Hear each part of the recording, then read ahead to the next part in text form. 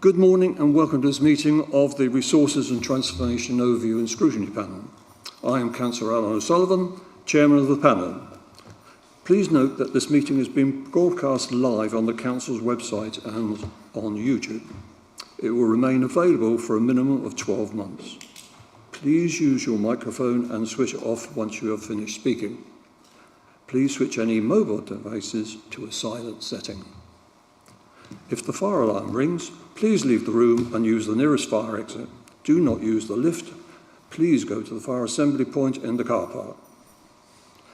For the benefit of those watching the meeting online, please would members introduce themselves during the meeting, if not already introduced by name. Apologies? None apologies received. Item 1, members, can we approve the minutes of the meetings held on the 20th of March and the 12th of May? Agreed? Thank you. Item 2, do members have any declaration of interest? Mr. Councillor Davis. Just to note that as a Town Councillor, there will be a conflict of interest with the asset disposal strategy.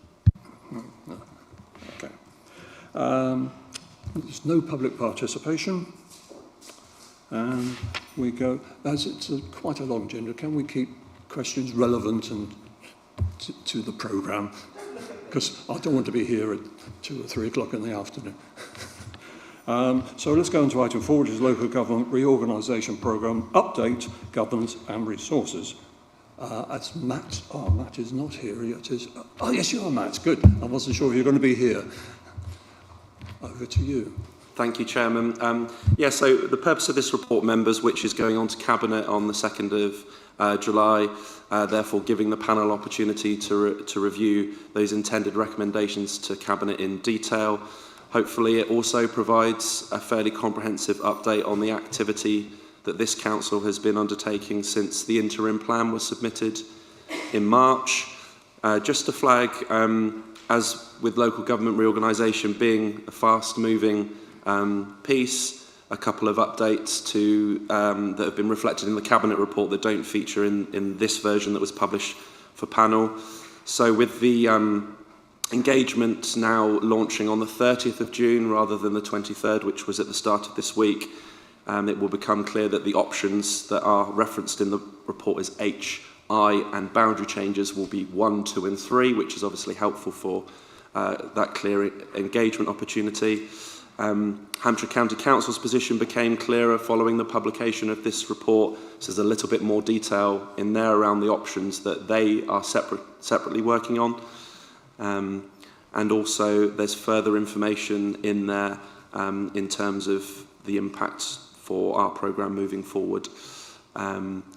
There's an Appendix 2 that's appended to the Cabinet report, which articulates in more detail the boundary change impact that could take place for the New Forest should the boundary change model be progressed, and that identifies the parished areas along the waterside.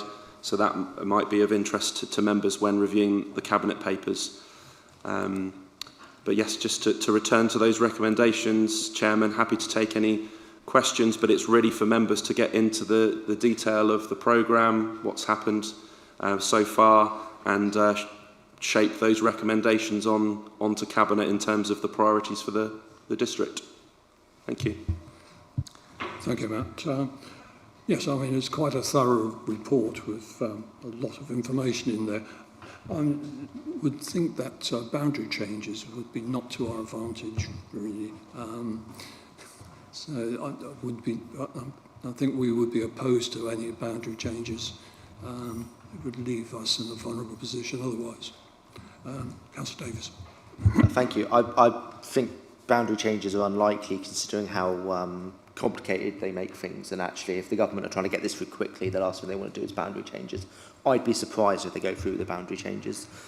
Looking at the 3 proposals, we have a choice of the New Forest in with Southampton, the New Forest in with Test Valley, Winchester and East Hampshire, or the New Forest split apart. It's like being asked if you want to be hanged, shot or blown up with a bazooka. At what point, because there will have to come a point where a joint submission is made of one proposal. At that point, if the option we want isn't taken forward, what do we do? Do we take the Hampshire option of just withdrawing and doing our own thing?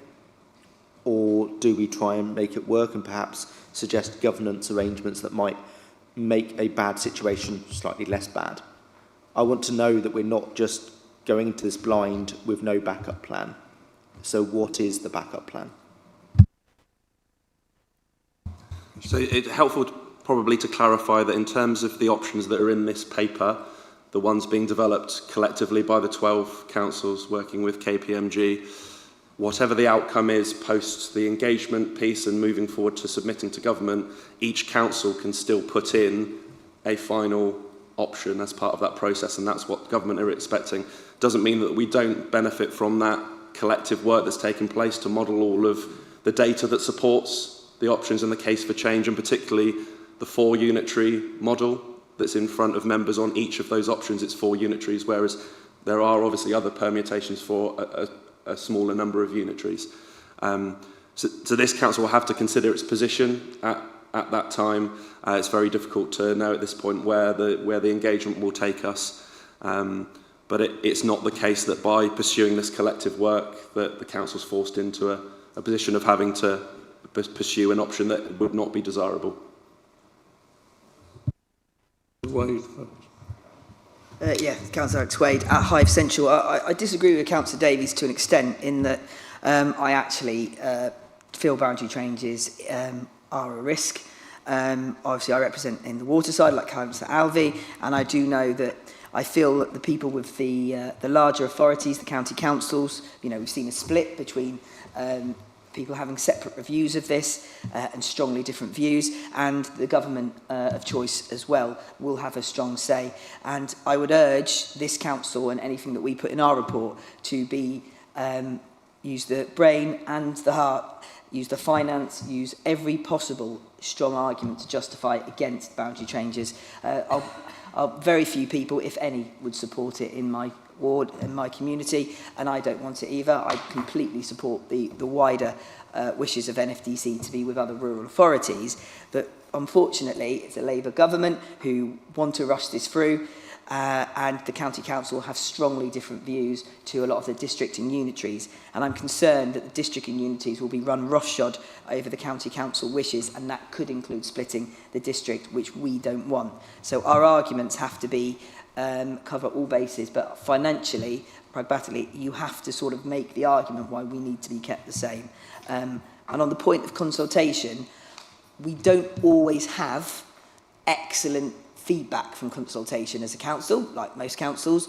What are we going to do, because this is so important, to make this different and make people care enough and get the feedback involved and realise that this is actually a really, really big once-in-a-generation deal that once happens is a significant change for all of us, and get people to actually respond and give us a fair representation.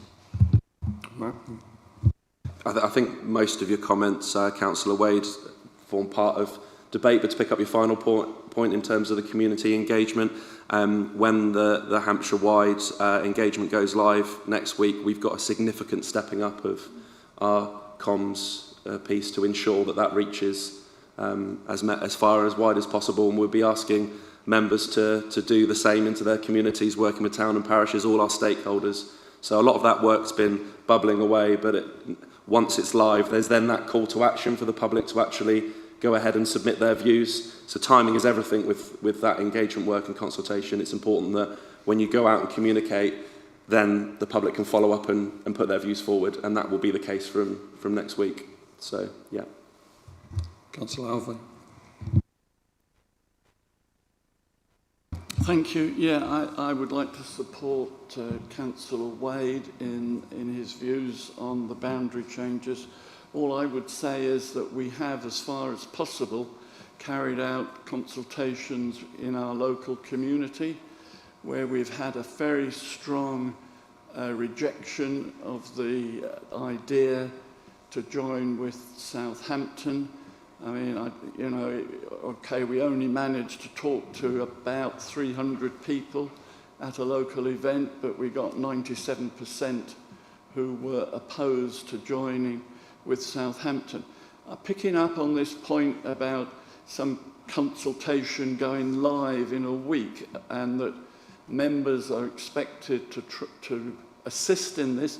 I mean, what form is this going to take? Because I've not actually seen anything at the moment. I don't know how members are supposed to progress this. Perhaps we could have some idea on that. Yeah, so this specific piece of consultation that's going live is one that's been commissioned with the 12 councils that are working with KPMG on the options that are in this report. That's a piece that will go live on Monday. It's an online consultation. I think, as with every piece of work that we want to get out into our communities, councillors play a key role in carrying that message. It's not the only councils aren't the only carrier of that message, but there will be lots of content that members can use: leaflets, flyers, stakeholder emails, and at the all-member briefing last week, I think there would have been some touch on some of the work that's underway to kind of equip members ready for next week. But it is fast moving. A lot of the survey content's only been agreed this week, so as with everything, we try and stand up as quickly as we can, ready for Monday. Can I just ask, will the reports that have been commissioned by the 12, will that become as a single report, or will they be individual reports for each district? So the data that's being collected through that collective engagement work will have postcode identifiers in it. So there will be a data set that identifies how particular areas felt about certain issues. I think as an overall piece of work, that gives the submission to government strength, because the 12 councils have worked together on it. But actually, underneath that, there's all of the other additional engagement work that we've been looking to do, that we've let members know about, in terms of some of the sessions that we're running, working with town and parish councils, which will again step up through July. So, yeah.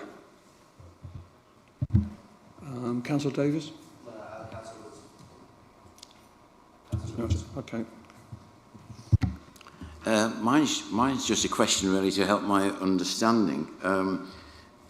How do the preferred proposals stack up with the financial situation and the thoughts that we're hoping to improve social services and improve services? I think it's difficult to give a definitive comment on that. The options prepared, and Jill might want to comment in terms of the dynamic of the leaders' workshop, is that there's a lot of moving pieces, not just the financial sustainability of authorities moving forward, which is a challenge for local government overall. It's something that forms part of the metrics, but at this moment it's still a case that there are a number of options being looked at, and that's one aspect, but it's important to balance that with all the other government criteria, representative community engagement, and the other criteria too.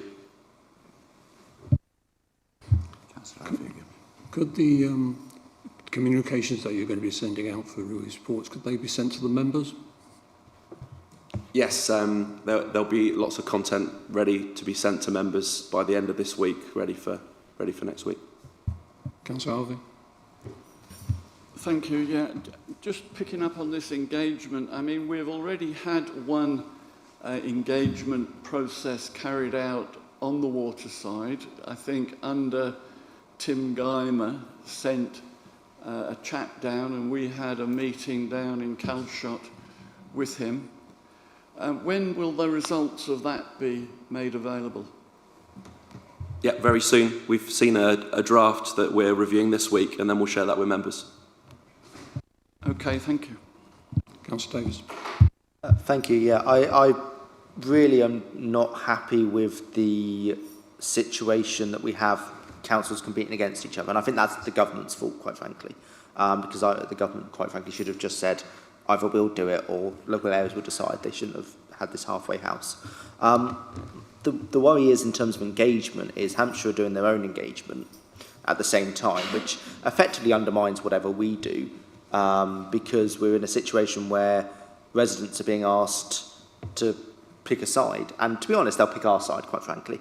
But it's an issue where Hampshire are going around muddying the waters, and we've got obviously the leader of Hampshire County Council going around to the local areas, effectively touting that position. So it's a worry. Have we got any hope of getting, I don't think we'll get Hampshire County Council, but the likes of East Hants and Gosport back into the fold? Is there any way of convincing them, or is it a case of it's a closed door? And are there any others likely to join them? Because the fewer we have working together, the less likely it is that those smaller councils will get heard. And if we end up in a position where 4 or 5 councils decide to pull out, they don't get what they want, we will be left with in a situation where Southampton, being a big council, will be able to pull a lot of weight. What is... have we got any allies, any guaranteed allies? And is there moves to try and improve, say, governance structures of the new council so that it's more localised, for instance, through local area committees? Those are my kind of 2 points, because I don't want to go back to Councillor O'Sullivan for a third go. So those are my 2 questions. I don't know who wants to answer that. I suppose Matt and then Jill with fancies.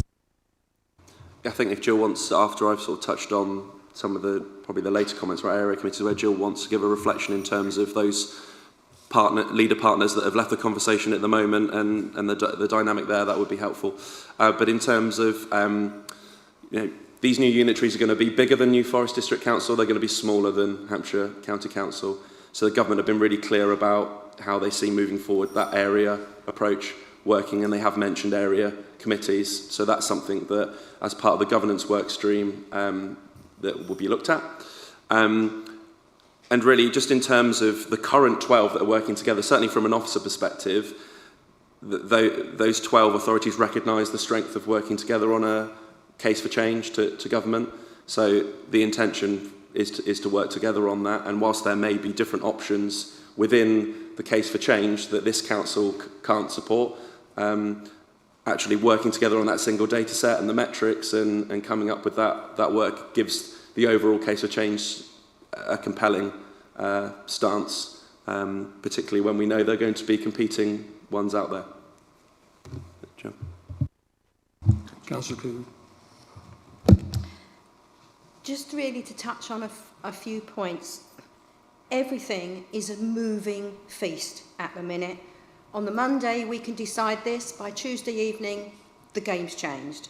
So I can give you my steer on what I am doing and how I am doing it, but I know it's going to be hard to ask you.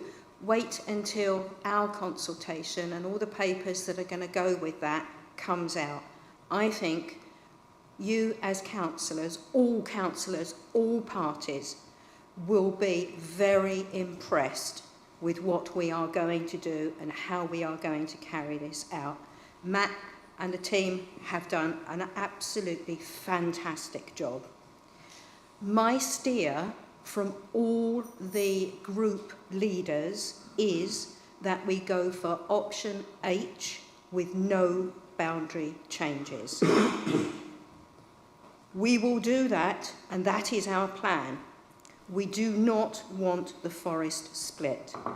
So what we need is for all councillors, once our consultation comes out, to engage with their local residents and get them, particularly on the water side, but not just the water side, because it can affect as far afield as Fordingbridge, Ringwood, New Milton, because again, this localism and the feel of the people, respect of the people that the district council has, the unitary won't necessarily have, because it is going to be bigger than the district council. As yet, we do not know how many councillors that is going to involve in the makeup. And I have guaranteed allegiance with Test Valley. That's Councillor Phil North, who's the leader of Test Valley. We are still working with Martin Todd, who is Winchester. East Hants we are working with, but they at the moment prefer the 3 unitary option because they are staying with Hampshire County Council. Gosport, unfortunately, do not want it to happen at all. He said that. Yeah, absolutely. He said that. He admits it. So I can't tell you where he is going to end up. I don't know if it's going to be the Portsmouth route, if it's going to be the Southampton route. As it's been said, Isle of Wight is very fluffy still from the government because they don't want to give you an actual steer to a path to follow, that the Isle of Wight has to make the case to stay separate or make the case to join. So, I mean, you know, give me a crystal ball and it still wouldn't work. But that I am working with all the leaders as best I can. I am promoting our want of absolutely no boundary changes. And on that, Jack, they don't have to do the ordinary boundary change route, which takes a ton of time. They can do a boundary change because they want a boundary change in 6 weeks. So it's not that's not a hold-up feature that everybody was hoping it was going to be. That loophole's been closed. So that's where I'm coming from. Rest assured, Kate and I and Matt are working on this literally day and night. It has taken over my life. It really has. No matter where I go, people are asking me, no matter what I do, people are saying, are you attending this? Are you attending that? So I am doing my very best, absolute utmost. I've also got a promise page, which will be coming out with the pack that we're doing. And that reiterates all that I have said at full council, and to keep this district whole for the benefit of all the forest people, no matter where they live. Thank you for that clarification of lots of things. And yes, I know you're working round the clock on this. It's such an immovable feast, you just don't know what's going on. Councillor Wade first. Okay. Thank you, Mr. Chairman. Thank you very much. First of all, can I ask the question, adult social care, which Hampshire County Council actually uniquely embraces for us, and we're in that circle, how have we taken that on board with this? And also the financial implications, please. Yeah, so through local government reorganisation, where you have a two-tier system at the moment, where Hampshire County Council provide adult social care to the whole of the community. In Hampshire, there's a process called disaggregation. So, like I said before, a new unitary will be bigger than the new forest district, but it'll be smaller than Hampshire County Council. So what you need to do is assess essentially which parts of the adult social care function come from the county council and move into that new unitary for the new geography. So if there's 4 unitaries on the mainland, it will be looking at where the county council function moves into those 4 unitary spaces. So it's a complex piece of work, and at this stage, this is very much around that final proposal to government on a footprint, on a proposal, on an option. But actually, when it comes to implementation, then there's a lot of work that needs to take place to understand how you deliver a safe new council on that first day, and that all those care packages are looked after in an appropriate way. But there is a lot of officer activity stepping up at the moment on some of these service design work streams. I don't know, Richard, if you want to comment on the adult one in particular. Thank you. Yeah, thank you. Richard Knott, Strategic Director. So Matt's right.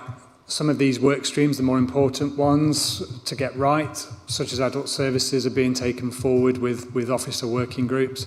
So I'm part of an adult services working group working alongside unitaries and other districts leads on those matters to really, 2 things really. One, to develop a proposal that's going to be put forward as part of the geography of how we can deliver those services in a different way, but also then thinking about longer term, how that proposal can then actually lead into the practicalities of delivering those services. So those work streams are already underway on top of the disaggregation of all of the figures, the finances that are feeding into the viability of the proposals going forward. Thank you, because that's going to be one massive implication, especially a financial burden. But if you're going to go down that route, you've got to make sure that you can actually deliver it at the point of service. And also, are you actually working within the NHS streams, I presume, at the moment, because there's been reconfiguration with one of the NHS providers to Solent. Has that all gone forward? It's on the plan. So we've had one meeting so far where we've quickly developed the action plan and the plan going forward. We absolutely recognise that a preventative model that is locally based with key stakeholders involved in that pathway of processing and responding to vulnerable people and clients has to involve multiple agencies. It isn't just a unitary issue. Thank you very much. And the feedback that I've had so far is that nobody wants the forest to be split in any shape or form. And I've actually engaged with Hampshire County Council, and I've asked Councillor Adams-King to come to Boulder, and subsequently Councillor Dunning's asked him to come to Lymington for us. So we get a balanced information from him as well. But it's the time of July actual going out to speak to the public. It's going to be really difficult. We're going to have to find some really interesting way of engaging them because they've switched off for the summer. And they'll come back in September going, well, what happened? So I really hope that it will be vibrant and that you've got it. Thank you very much. Because this is, and also I really don't think that the waterside should be eaten up. And I will fight for it not to be, because I can see why they're going for it, for the economic basis as well. And it's going to disenfranchise people. So I really hope that we can take this forward. Thank you very much. And thank you for your officer time. The meeting you got in Boulder, have you invited NFTC to come to that as well? Mr Chairman, I haven't as yet, but we will do, and I'm sure Councillor Dunning will invite them because I think it needs to be balanced. But I went to him personally, I phoned him up and asked him because I heard it was going to be done in Milton. And Boulder, my chairman was away, I was vice chairman at the time. I asked the clerk if she was available, and it was more on clerk-led time because she's the one that has to organise it, and she only gives us 12 hours a week. So the district, more that you can send, the better, I think. And look forward to seeing you. Thank you. And I'll give the dates to whoever, if you give me the contact. Thank you. Councillor Wade. Yeah, so obviously we are pretty unified on Option H collectively. It's quite a pleasant position to be in as our residents. But the reality is the decision makers might be beyond us despite our fighting. And are we emphasising that our second case or our next best case scenario is focusing on keeping the district together, which could mean option I? Because I do not want boundary changes. I do not want to join Southampton. But if, as much as I want our preferred option, we've got County Council, East Hants with different views. We've got a government who have put our officers and everyone in an incredibly difficult position by wanting to do this before you've done the restructure. And I think the entire process has been the wrong way round and appallingly treatment of local councils and local council officers. But I just think there has to be an element of honesty that we will fight your corner as best as we can, but there might be people with other stronger views and bigger voices that might challenge us. And we've got to be careful to say that we are best representing almost everyone in our community, but being honest about what the outcomes could be. Because there's nothing, you do not want to mislead them and all say, yes, we can do this, and then it happens and it comes back on us. Because we're all on the same page, but I'm acutely aware that the government are steering it one way, the county council are steering it one way, and that we do need to have a backup plan. I also point out that Councillor England makes a lot of excellent points, but when you fill this consultation, I have no idea what's going to happen with children's services, education, highways, open spaces, town and parish councils, and the work that Richard and everyone is doing is extraordinary, but they should have been asked to do that beforehand.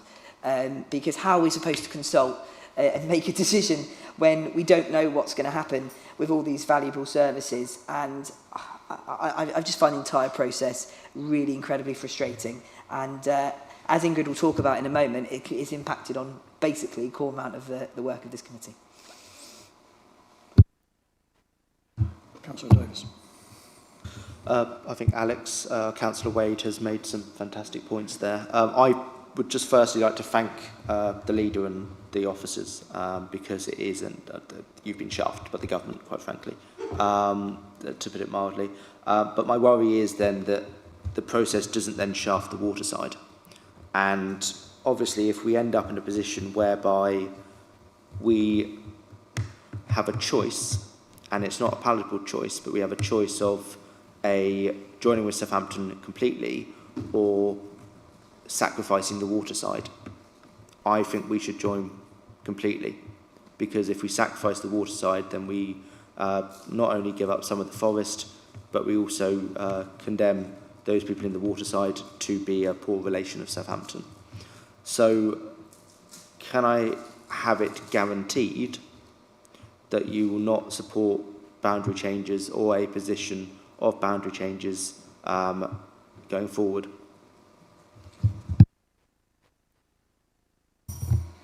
My promise to you all, that is all councillors, no matter what party you are from, I am taking to the death that we have no boundary changes. I will not support the forest in any way, shape, form being split. The forest is the integral part, the beating heart of this forest. We need it. I do not want it taken away from us, and I will see that through to the death.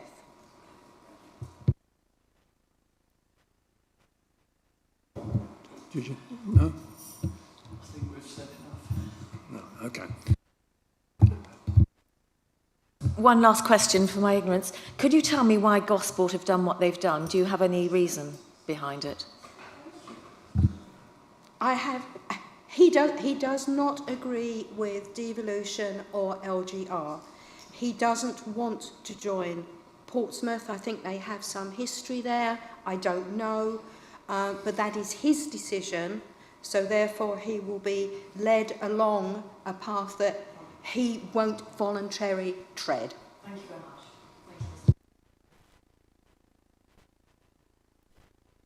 Right. Yes, I think it's very important, these meetings that are coming up. We've got a meeting in Horwell, I think. We have a meeting at Boulder, and we have a meeting at Lymington with our county council leader. I think it's very important that councillors go to these meetings and voice your opinion. There is a question and answers session after his presentation, and I think that is a time when you can actually present New Forest's case to the leader. Thank you. Right, I think we've had enough. Okay, just... Sorry, it's just to say, obviously, seeing what Councillor Adams-King is doing with the county council stuff, obviously I did ask if we'd invite NFDC to the Lymington one, but obviously that's not the situation, because obviously we're still doing our consultation. Can NFDC do meetings as well? I'd happily pay for the hall in Pennington. You can come to Pennington.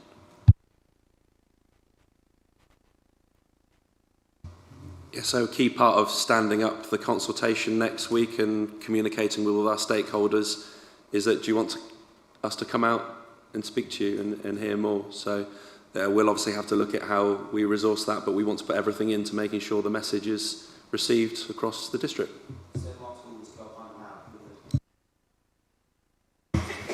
Right, thank you everyone. Let's move you to page 5, which is where the recommendations are. And there are 4 recommendations, 1, 2, 3 and 4.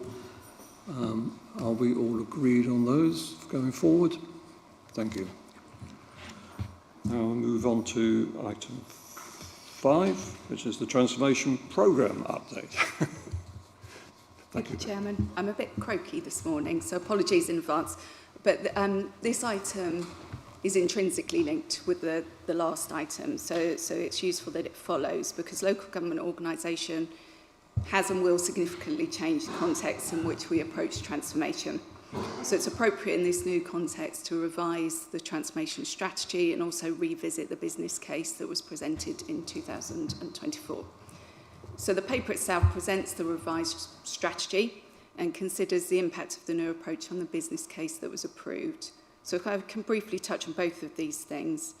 So the revised strategy, which is at Appendix 1 of the report, evaluates the original drivers for transformation in LGR. So for each driver, there's a response in terms of LGR and what impact that makes. It also updates the strategic objectives in this new context. So what are we now trying to achieve out of transformation?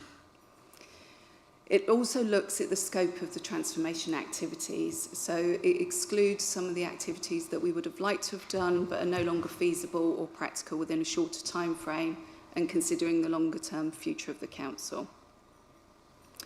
While the original transformation programme aimed to deliver financial savings and to modernise services, the focus of the revised strategy has now shifted to more non-financial benefits, including ensuring a smooth transition to the new authority, maintaining service quality and preparing our staff and our systems for future integration. So really positioning us well for a new organisation. So most importantly, the new strategy in terms of activities removes significant changes to roles, responsibilities and staffing structures, but it continues to deliver significant and necessary improvements to our digital capabilities to support our customers and our staff. So the three major digital projects that are in progress at the moment. So the first one is the new CRM, so Customer Relationships Management System and Customer Platform, replacement of the housing maintenance system and replacement of the regulatory services software. So in each case, these are essential due to the ageing systems. These are all legacy systems and are critical for service continuity and for future readiness. So the report itself sets out the ongoing budgeted costs and the rationale from the original business case. And while the original business case model, which was option BV2, projected financial break-even by year 5, these savings are no longer feasible. The medium-term financial plan has removed reliance on these savings for this reason, with balanced budgets forecast until 2026-27. So alternative options have also been considered, and there's quite a lot of detail in the report about these alternative options. And while there is an option to defer or forego the replacement of one or more of these digital systems, this would carry significant risk and detriment to both our customers and our staff. So the revised strategy is essential for maintaining service quality, supporting our staff and preparing for LGR. It aligns with corporate priorities and ensures the council remains resilient and responsive during a period of significant change. So the panel's comments are welcomed ahead of Cabinet approval in August. So this paper is going to Cabinet in August rather than July. So I welcome any questions or comments. Thank you. The things like CRM and that, do we look at other districts that are within our scope, and are we sort of working closely to similar sort of systems so that when we update it, we're not having to scrap that completely? And so one of the difficulties with not knowing which direction we're going in is there's only so much work that we can do ahead of that decision, but we have, through our IT team and our transformation team, mapped the software being used by our neighbouring authorities and wider in Hampshire.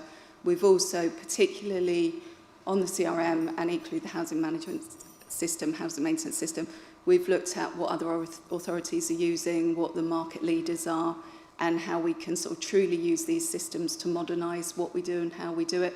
So it's not about buying new technology and putting it over old processes. It's about really looking at how we join those processes up behind the scenes, make them as efficient as possible, and really modernise our approach for the customer and the user. And obviously planning needed definitely updating, because I believe our contract's going to be running out on the existing. Yeah, in each case, these are legacy systems and our contracts are sort of coming to the end of their term, so we have to do something on each of them. The regulatory services system, we're looking at what the options might be to replace that particular one.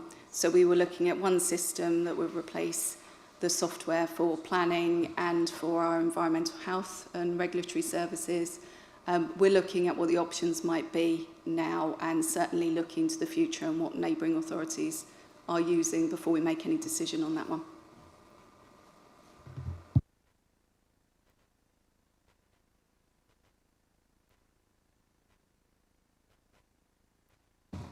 Yeah, thank you. I may be misunderstanding this, but the original costs, item 28, original costs for option B version 2 were total one-off costs 2,109,000 with, as I understood it, a payback through to year 5. Now that's what I understood. The revised costs are still 2,109,000 if we look at para 33, but now there's no payback. Is that right? That's right in terms of the revisiting business case. Those costs still stand and those costs are still sort of recommended in terms of the approach over the next 2 to 3 years because we still need to replace some of these systems, but we also think it's really important that we invest in our staff. So some of those costs include support for our people strategy and the delivery of our people strategy. They support some of the organisational development work, so change management, so how do we support staff through this significant period of change. And they also include resources to backfill in the service areas. So we know with significant digital projects, not only do we want to do that sort of process engineering work behind the scenes, we also want to make sure that we're taking the experts from the service to help inform what that looks like, that future solution. But we know we need to backfill those roles. So those costs are all still deemed necessary and budgeted for the next 2 to 3 years. We will make efficiencies where we can. So the original business case relied heavily on staff changes for some of those savings. The report supports that we no longer make those significant staff changes, but that's not to say that there won't be efficiencies through the new technology. And where those efficiencies arise, it will then be a decision about how we use that additional capacity. So we know LGR itself will bring additional workload, it already is, and additional burdens. So there will be decisions at that point about how we use that capacity. Councillor Wade. So I'm mainly sort of start looking at point 25 in the report. I think considering to continue to review our assets for any spare space that we could rent out to people for revenue generation, and I think we can all support that, and it doesn't hurt to still continue that because of it's going to be, a couple of years at least until the future arrives. I'm a bit concerned in the third section of that with the emphasis on looking at where we could reduction of services. If you're going to put something like that in a report, wider detail, what the impact on that is, because at this moment in time, this is a council that relatively it manages its finance quite well compared to some others that are struggling, and there's a lot of services that we rely on, and if we're going to have a debate on that, you need to have a bit more detail on that, because that's concerning what services you're going to do, because we will have board members' concerns and stuff that we could reduce. You mentioned the point that I was going to talk about, staff. Now, 20% of roles are not filled first time. 108 staff have left in the last year. So the reality is that I was actually quite reassured that we're no longer going to emphasise staff efficiencies, because the reality is that you're going to need agile working, and to keep the skill base, I think reskilling existing staff and keeping them on board, with all the uncertainty, I think if I was looking to apply for a job, I'd be cautious about coming to a local government in the current circumstances. And if you want to maintain skills and talent and also develop our staff as well, then it's an opportunity to retrain them, maybe multi-skill them, and it also provides some resilience. For example, when, members of the housing team go on holiday and there's urgent homelessness. So I think doing that with the staff is going to be key, and I don't really see actually that we would need to justify staff efficiencies, because you have natural turnover, and that's a significant amount in a calendar year that have left the service. I think that's where we need to sort of build up the skill set of our staff and make them more agile, as you rightly point out. Councillor Davis. Councillor Wade kind of came on something I was going to say. With LGR and with the uncertainty around it all, obviously that makes anything you do difficult. You can't really avoid it. Have you looked at cross-council working with other authorities in terms of systems, even as a stopgap until you know what the new system's going to be? And have you identified efficiencies through that? And secondly, in terms of service reductions, what do you mean by that? Could you elaborate? Because that concerns me a little bit. Just touching on point 25, that was linked to the business case. So the business case, some of the savings in the original business case suggested that actually we could go a bit further. So we could go further in terms of strategically looking at what we do, how we do it, how we deliver our services. The point that's made in this report is it's now no longer appropriate to do that. So it's more about taking those options off of the table rather than putting them on. So just to address that point. In terms of collaboration with other authorities, we're constantly collaborating, particularly with our neighbours. I think it's an interesting time. So we're certainly looking, as we've mentioned, to what software and systems our neighbours are using. We're not actively looking to collaborate on any of the replacement systems at the moment, just because we don't know what direction we'll be facing in the future. Thank you. Right, I think Councillor Lincoln. Very brief one, thank you.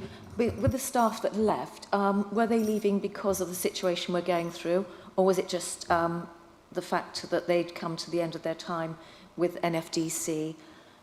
And if you're looking for new posts, are you finding it difficult to re-recruit people at this moment of uncertainty?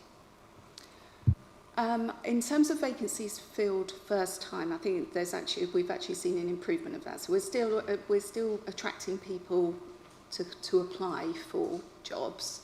In terms of the retention rates, you're right, that has gone down for all different reasons. So a lot of that, and SAC's probably better informed than I am on some of the key performance indicators. Some of that is around retirements. Now, whether those retirements have been prompted by changes or whether people were already going to retire in this time period. But we're doing some, Jill's request, we're doing a bit more work in terms of identifying why people are leaving. Not everyone completes an exit interview, and we know that people in the services understand better why people are leaving, so we're trying to gather that information because it's an important point. If that's one of the causes of people leaving, then it's what we can do to mitigate that. Thank you. There'll be more information if you look up the HR minutes. Thank you, Becky. So we'll move to recommendations, which is on page 33. It's recommended that the Sourcing Transformation Panel 1, note the updated business case position, and 2, recommend the revised transformation strategy for approval by Cabinet. All agree? Agreed. Great, thank you. Right, move on to item 6, which is you again, Becky. Thank you, Chairman. Asset Management Plan. So the report presents the Strategic Asset Management Plan, which sets out a clear direction for the management, development and rationalisation of our property assets. And the panel will be familiar with the 5 pillars within the plan itself that were presented previously to the panel. So these 5 pillars are digital asset management, asset optimisation in support of corporate plan priorities, working with partners and communities to promote efficient and effective service delivery, reducing the environmental impact of council assets, and supporting the economic growth, regeneration and prosperity. So the plan itself builds on these 5 pillars with a high-level roadmap of actions over the next 3 years. So again, that's been reduced to reflect the shorter time period in the context of LGR. And it's probably worth emphasising that aligned to the action plan, we're looking to prioritise the condition of our assets, so undertaking condition surveys, along with any specific investment to ensure the longevity of key community facilities. We're also looking to prioritise opportunities to support sport and recreation through open spaces. There's 2 policies at the end of the strategy. So one is the asset disposal policy and one is the community asset transfer policy. So these have been appended to provide a framework for the transfer of assets should we need them. So at this stage it is not intended for a massive transfer of assets, but a framework in place should we need them. So in terms of financial implications, the report recommends the use of the Corporate Priorities Reserve of 1.5 million be used to fund the delivery of the strategy, and this fund was previously approved to support delivery of the works at Appletree Court that are no longer being progressed. The report makes a number of other recommendations, and the panel's being asked to provide feedback to Cabinet, for Cabinet then to provide a recommendation on to Council. I'm not an expert in this area, but I'm happy to take questions, and I will certainly come back to you with any answers if I'm not able to answer them now. Yes, Councillor Alvey. Well, it's such a long report, I'll be honest. I have not studied it word for word, but my concern goes back to when we first heard about this local government reorganisation, and the parish council, of which I'm chairman at Fawley, we wrote to the leader asking for guidance as to how we could safeguard community assets currently owned by NFDC and used by the local community. Now, I guess that this is the answer to that request, but perhaps it would be helpful to have a more user-friendly proposal as to how parish councils might approach this issue. And I'm very conscious that, we don't have unlimited time here, because once the unitary authority is in place, I think, we will no longer be dealing with the district council, we'll have to deal with the new unitaries. So it's something, I think, if we're going to do it, we need to do it quickly rather than a long drawn-out process. And I have to say, reading this, I gave up halfway through. Sorry. Councillor Wade. I'll be honest with you, I did read it all the way through, and I think because I was trying to do it through other tasks and late at night, I think I might have accidentally read it twice. It was a very detailed report. It was a very informative report. I felt a lot of it, actually, I'm a bit concerned that elements contradict each other, in that on one side you want to maintain and protect community buildings, assets for our each in communities, because you have the map, obviously, that said all the areas are, but then on one side, repeated emphasis on efficiencies, cost saving, looking at buildings about when you want to get rid of them. So I'm a little concerned whether the emphasis, because it's an overview, that you haven't listed all the individual assets, we don't know all the assets involved, and in the tables where it says when you are going to have a asset disposal request, or you're going to review about whether you're going to hand the leasehold over to a community organisation or town or parish council, you acknowledge ward members, but I didn't see enough reassurance that the big decisions are going to go to panel, to cabinet, to council, and we can actually decide on what is best, because I'm concerned that a lot of this will be made at officer level.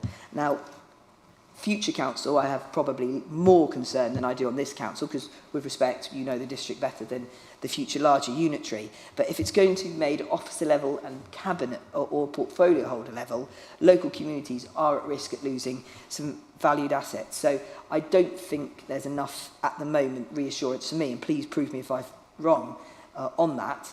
And also relying on parish and town councils who, as you will appreciate, don't have infinite amounts of money and already struggling. Community groups also are endlessly looking for fundraising and struggling. That there are going to be town and villages that could have assets lost here. But again, I think having a link or an understanding of what assets these are specifically would have been quite useful in the report as well. So we know which area, which could be impacted, so we don't get we take it seriously, but we don't probably get overexcited if, for example, there isn't actually anything in my ward and I'm possibly getting too concerned. But that sort of information would have been useful. Thank you. Like I said, I'm not an expert in this, so I won't try and answer the question, but what I will do is take it away and certainly reflect those comments in the report going to Cabinet. Councillor Davis. Thank you. A couple of questions. The first is on the timescale. It feels very long and drawn out, and that might just be to give yourselves time to do stuff. But at the moment, obviously, with local government reorganisation, I have a horrible feeling that this will all get trapped and you'll do some work and then you'll end up not existing in terms of the timescale, because I think it was 2 to 3 years or something you had for some of it. By that point, it might well be the case that it's all done, dusted, it'll just get transferred over into the new authority anyway. That's my concern. The second concern is about scrutiny and governance. And my concern here is effectively, firstly, on operational stuff like depots, it's not just ward members, it serves a wider community. For instance, obviously the Marsh Lane depot in Lymington, that serves a much wider community. So actually you should really be consulting with, say, the Forest and Solent ward member as well, and the ward members around that. So I'd like to see that included, because I think that then covers everyone who's going to be affected, Brocknurse as well. But also in terms of scrutiny of decisions, my worry is if it goes straight from the Transformation Board to Council, well, it's effectively a done deal at that point. Council could turn around. There will be pressure on councillors to say, well, we've done all this work, you've got to do it. And councillors can often be quite sheepish people, from what I've heard. And so they might go along with it. So I want there to be greater scrutiny within that process of saying, actually, is there a way that you can make it a portfolio holder decision to proceed on, say, stage 3, and then that can then be subject to call in by ward members, and so then you have that extra level of scrutiny beforehand. That would be my hope. But it's trying to make sure that we're getting both the scrutiny right and also the timescale, because I just think if it should be a much quicker timescale, and perhaps having the portfolio holder decision in there might speed it up as well. So.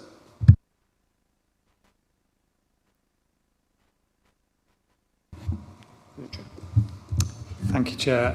Just maybe to pick a couple of points up, 'cause it's maybe a little bit unfair for Becky to field those questions, but certainly we'll take all the comments back as we take forward this piece of work. But maybe just 1 or 2 points to reflect on.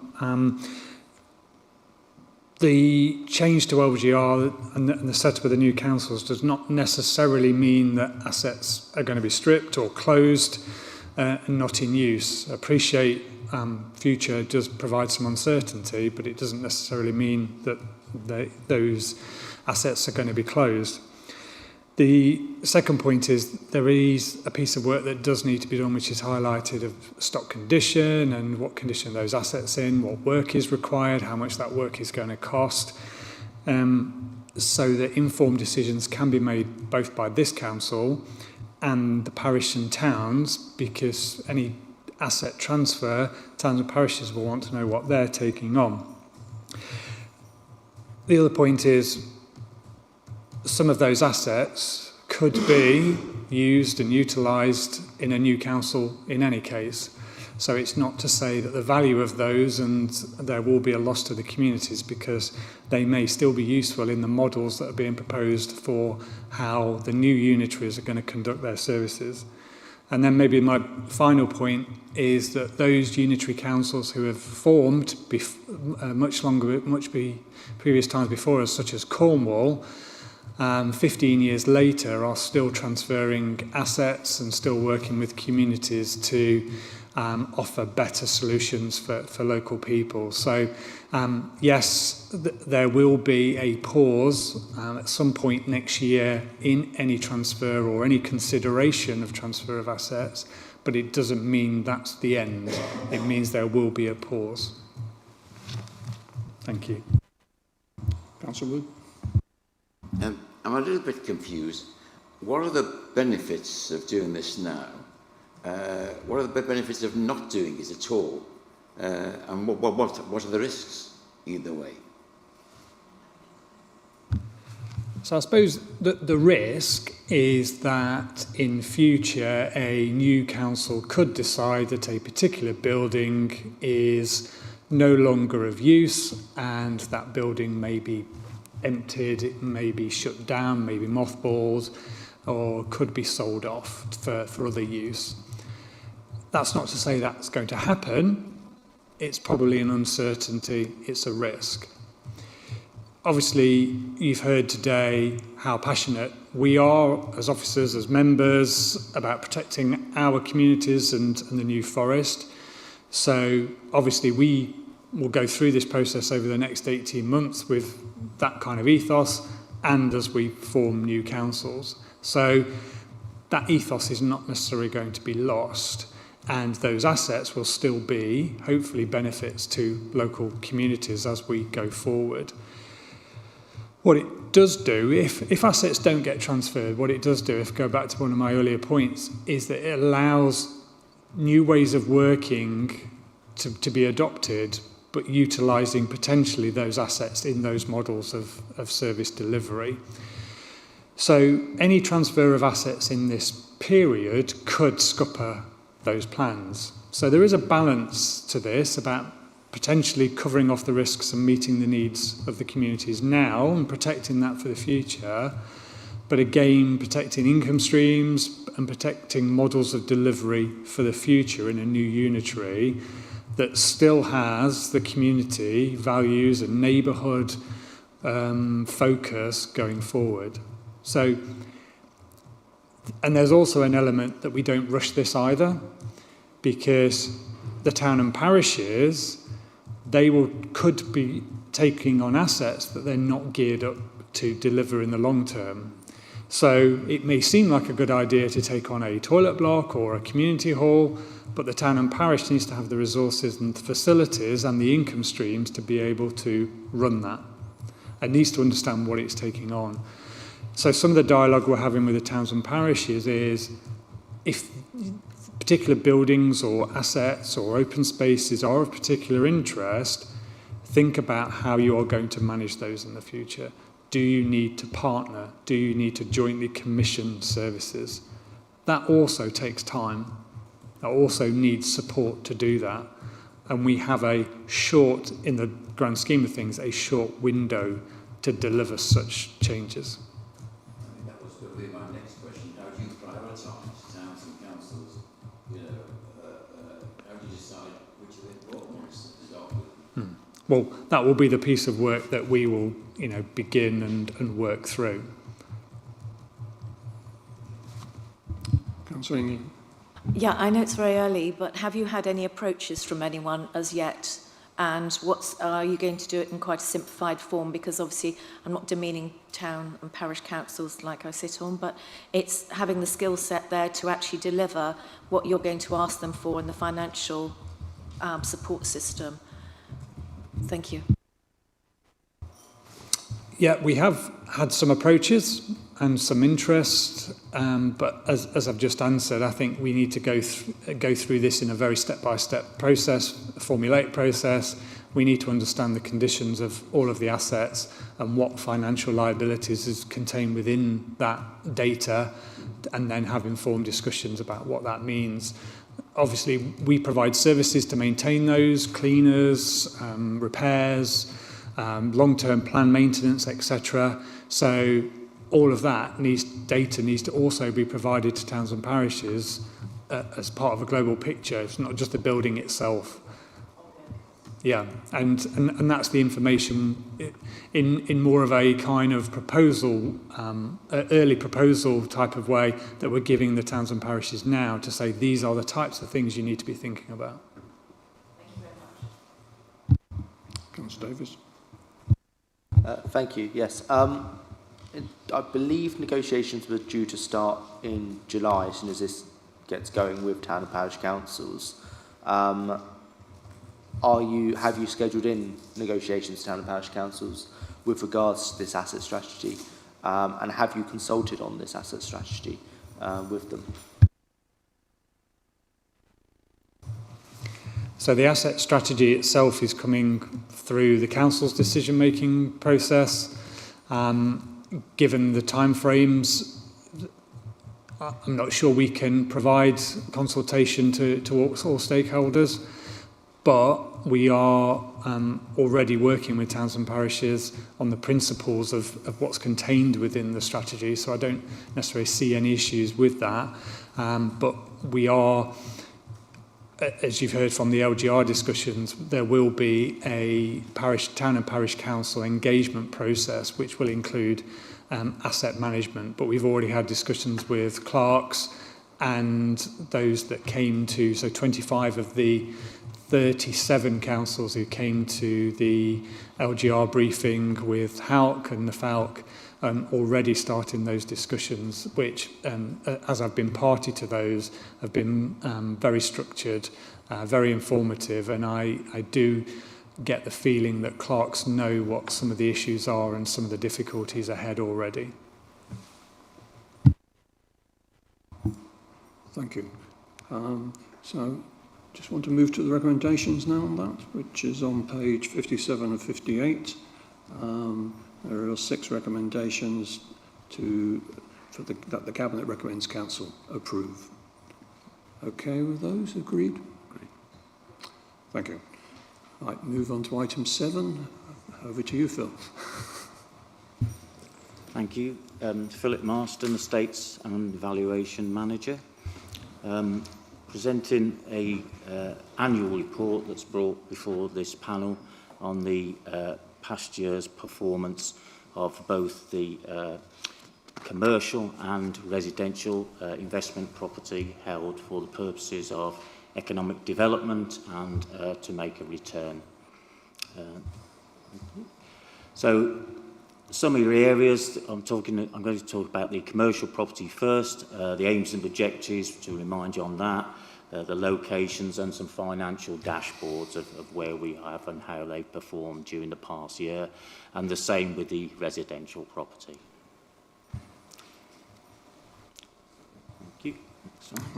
So the commercial property portfolio, the aims and objectives were to acquire commercial property strictly within the district to secure economic development, benefit to the local communities, and also to make a return on these investments to help fund other council services. The original portfolio fund was £30 million, and that was allocated in 2017, and that was completely funded by internal cash reserves without any external lending.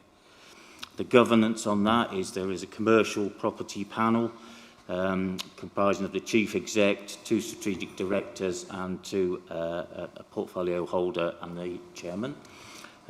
That's the decision-making panel. So acquisitions up to £5 million were by agreement of that panel. Anything above that went to Cabinet for approval. They meet regularly and discuss and monitor the actions of the portfolio management. Next slide, please. This just shows you a bit of the spread of where the investments are. Obviously, they are concentrated in the urban areas. And we've got currently 15 commercial property assets, but some of those assets actually consist of several business units within that. For example, Platinum Jubilee Business Park. Next slide, please. Thank you. Financial dashboard. The pie chart on the left shows the current net book value, balance sheet value as at the 31st of March.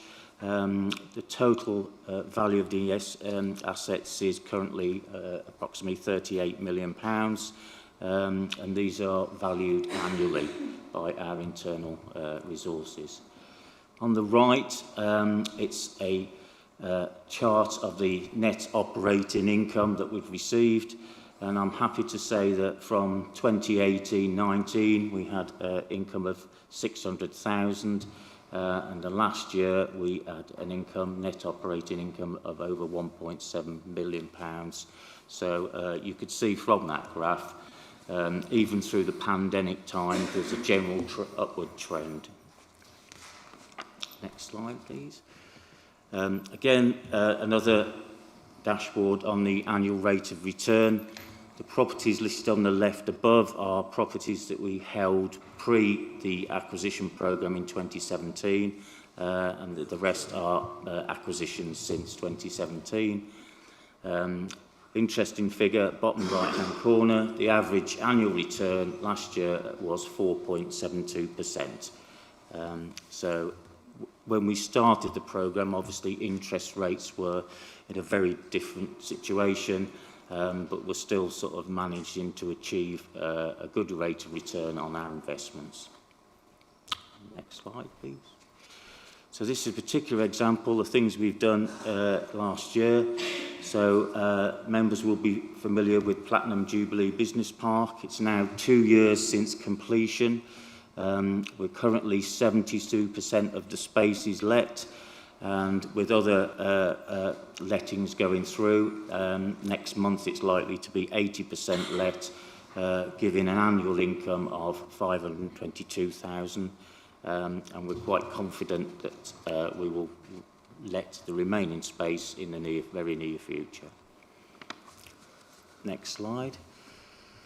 This is a property in New Milton, Kingsway. We bought it as an investment. It had a lease that ran for 2 years since we bought it. It was not a used site. When the lease ended, we were faced with the former tenant not complying with the dilapidations, so the property was in an unfit condition. To move that forward, we commenced our own works in October 2024, a contract value about 600,000, to do the works with a view of claiming these back from the former tenant. The project started well. There were some delays due to unforeseen structural works, but at the moment, due to nesting birds on the roof, work has had to be suspended until they have fledged and gone away. So the current programme is now pushed back to October 2025. The yard is still being used operationally for the storage of the wheelie bin rollouts, and after the property is put back into repair, we will be using it operationally for about 6 to 18 months as part of the waste recycling and bin rollout. Next slide, please. So this is a scheme which was completed earlier this year, Salisbury Road Shopping Arcade, a property that we bought in 2021. We had a contractor come and do some aesthetic improvements, quite a small input, £200,000, but if you can see from those images there, I think quite a vast improvement on the arcade. The tenants there are particularly happy, which added value to it with future lettings, and there is a planned official opening event later this year. Thank you. Next slide. The residential portfolio, this is held under an arm's length company called Apple Tree Property Holdings, so it's wholly owned by an FDC, but its aims and objectives are to operate commercially, offering market rental properties within the district to people with local connections, but at market rents. The original £10 million budget was set aside to finance the acquisitions. At present, we've purchased £8 million. 8 million funding has been made available, although the acquisition programme is now on hold due to the uplift in interest rates. The properties that we look to seek are modern, lettable properties in the district, and we let them to people with local connections. The aim of it is to be a landlord of choice in the district. Next slide, please. The governance of Apple Tree is, as I say, it's 3 private companies, all owned by an FDC. The governance is a board comprising of 4 directors, 2 officers and 2 members of that board. There's regular board meetings, and the performance of the portfolio is analysed at each of those meetings, and obviously an annual general meeting is held in October each year. Apple Tree has no employees. The work is done by NFDC officers, so although there is a management charge, there is no direct employees of the companies. Next slide, please. This slide gives you an indication of the annual rate of return. As you can see at the bottom there, there's currently 16 residential properties in the ownership. We've spent just over £5.1 million acquiring those, and the current annual rent received is nearly £226,000 a year. As I mentioned earlier, acquisitions paused in June 2023 due to the rise in interest rates, so we are managing the portfolio but not acquiring additional properties. Next, please. So the annual rate of return there just shows you there, interesting figure, bottom right-hand corner, the overall rate of return on investment is currently 4.1%, 4.11%. Next, please. This just gives you a detail of the void periods. Obviously, when you first acquire a property, sometimes there's work we need to do to get it into the state of condition that we want to let it in, and obviously between changes of tenancies there's also void periods to do any necessary repair or redecoration works. Happy to say that the void period is down to average of 35 days. So just to summarise, this year there's been no acquisitions in the past year. There's been 4 new lettings, providing good quality homes for 10 people with a local connection. Void times, again, have been, average has come down from 57 days to 35 days. And the rental income in the last year went from 240,000 to almost 255,000. The Board of Directors have also agreed a 3.6% rise on rents for this year. So overall, both the commercial and residential portfolios, I'm happy to say, are performing well. Happy to answer any questions. Councillor Davis. Yeah, I have a couple. The first one is on the Platinum Jubilee Business Park. Last year, the projected net income was 488,000. This year, the net operating income is 262,000. Could you explain the discrepancy? And then I've got a second one on another issue. Yes, I think the projected income is different from the operating income. The operating income is lower because while there's voids, we have to cover the utilities and business rates. So it's two different figures. Yes, thank you. That's great. And the second one is on Queensway. Obviously, we spent, what, about £1 million on that, 1.1 million on that. There's no income to the council at the moment, and it's effectively, well, it's now been taken off as being operational. Seems like a bit of a misfire to me. Are we looking at perhaps selling that and recouping some of the money? Because we haven't, well, it's not making any sort of income to the council. Yes, indeed. When it's fully repaired, we have an operational requirement to use it for between 6 to 18 months. Following that, or nearing the end of that period, we will market the property, firstly to re-let it on a rental basis to have rental income, or and also a consideration would be to dispose of the asset completely. Councillor Halvin. Thank you. Yeah, going back to the Platinum Jubilee Business Park, and a follow-on really to what Councillor Davis was saying, can you explain the difference between the acquisition cost and the balance sheet value?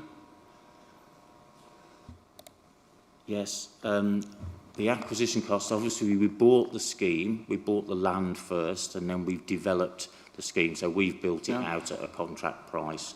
So the balance sheet valuation reflects the income that we receive at the moment from the tenants. So again, so is it purely on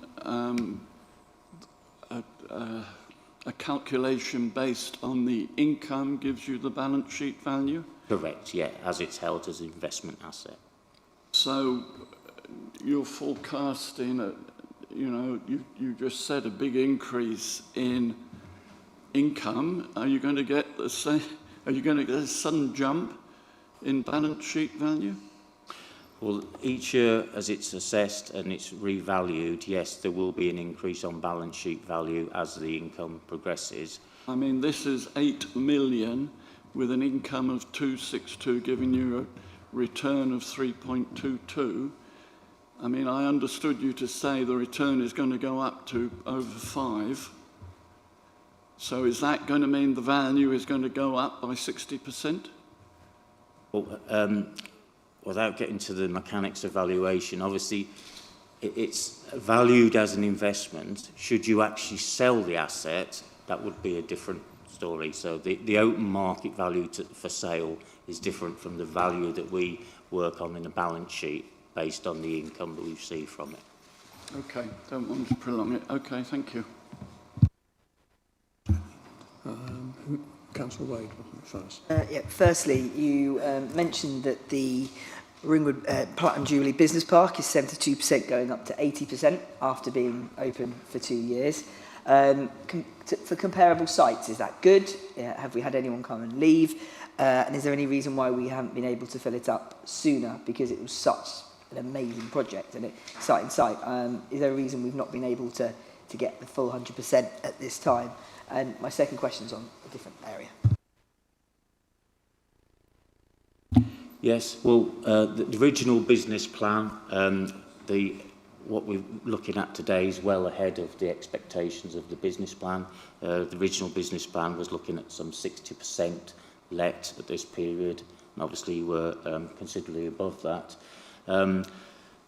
When it comes down to units, there's one large office block unit, which is the one that's creating difficulties in letting, and this is generally because the office market is depressed, particularly in areas like Ringwood. So we're doing all we can to try and get that let, including dividing it up into 4 smaller units to make it a bit more attractive. But yeah, that's over 5,000 square feet of the whole thing, so it's a big proportion of the what's left. And to follow that up on a separate point, obviously we had the report a year or so ago, and it was the same discussion about interest rates, and so it's 2 years now that we've not acquired any further properties. Considering the wider challenges that we've spoken about in this meeting, is that just going to be something that we're going to have to put on the back burner till effectively the new authority, or is there anything that's come up within the intermarket that we're going to be able to invest in?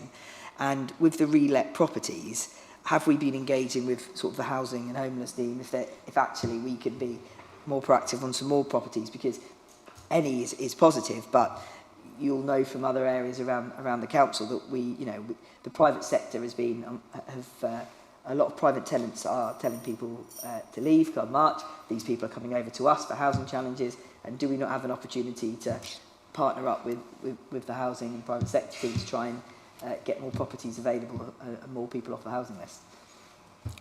Yeah, just focus on your last question. The Apple Tree residential is fully let, so there's no voids there.